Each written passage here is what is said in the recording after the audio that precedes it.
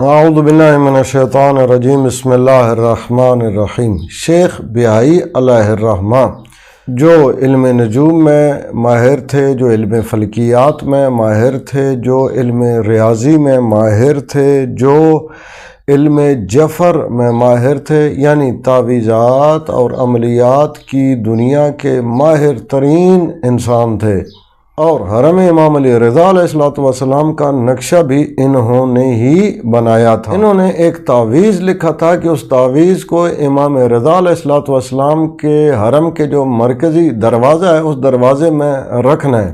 اس کے لیے انہوں نے مستری اور مزدوروں سے کہا ہوا تھا کہ جب یہ گیٹ تعمیر کیا جائے گا، مرکزی دروازہ بنایا جائے گا تو آپ نے مجھے بتانا ہے۔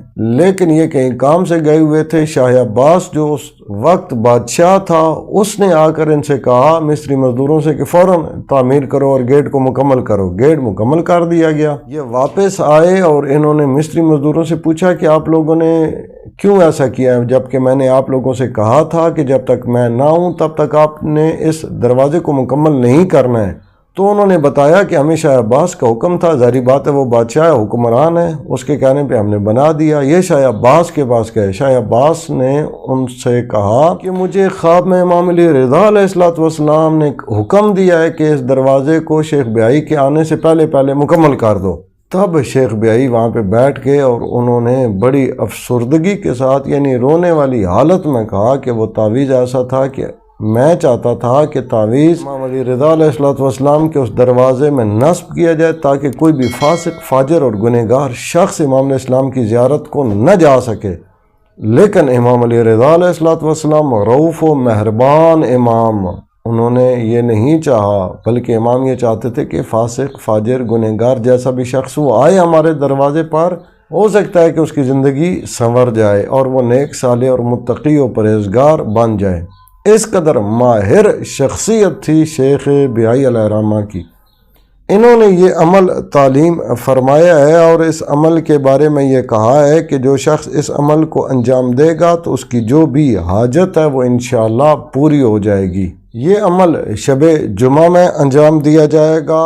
اس عمل کو انجام دینے کے لیے سب سے پہلے آپ کو گندم کی ضرورت پڑے گی اور گندم کے 41 دانوں کی ضرورت پڑے گی۔ شب جمعہ میں گندم کے 41 دانے لینے ہیں اور ان 41 دانوں میں سے ہر ایک دانے پر ایک بار اس دعا کی تلاوت کرنی ہے، اور جب آپ 41 دانوں پر اس دعا کی تلاوت کر لیں تو دعا کی تلاوت کرنے کے بعد آپ نے جو بھی آپ کی حاجت ہے اس حاجت کو اللہ کی بارگاہ میں رکھیں اور ان دانوں کو کھلے چھت پہ ڈال دیں۔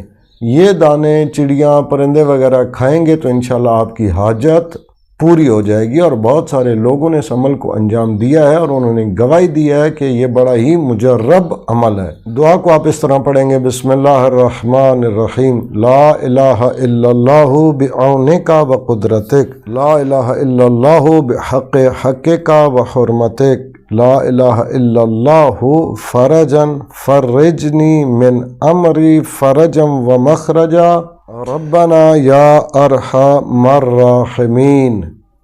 یہ ہر دانے پر ایک بار پڑھیں گے اور پڑھنے کے بعد جب 41 دانوں پر آپ ایک بار اس دعا کو پڑھ چکیں تو اس کے بعد آپ جو بھی حاجت ہے، جو بھی دعا ہے وہ اللہ کی بارگاہ میں رکھیں اور ان دانوں کو کھلے چھت میں ڈال دیں تو انشاءاللہ پرندے کھائیں گے تو آپ کی حاجت اللہ کی بارگاہ میں قبول ہو جائے گی۔ اگر یہ ویڈیو اچھی لگے تو اسے لازمی شیئر کیجئے گا، اس لیے کہ علم کی زکوٰۃ یہ ہے کہ علم کو شیئر کیا جائے۔ اپنا اور اپنے چینل رائے نجف کا خیال رکھیے گا۔ اللہ تعالیٰ سے دعا ہے کہ امام زمان اجل اللہ فرج الشریف کے دور پرنور میں تعجیل فرمائے اور تمام مومنین و مومنات کی نیک حاجات کو پورا فرمائے اور مشکلات کو آسان فرمائے۔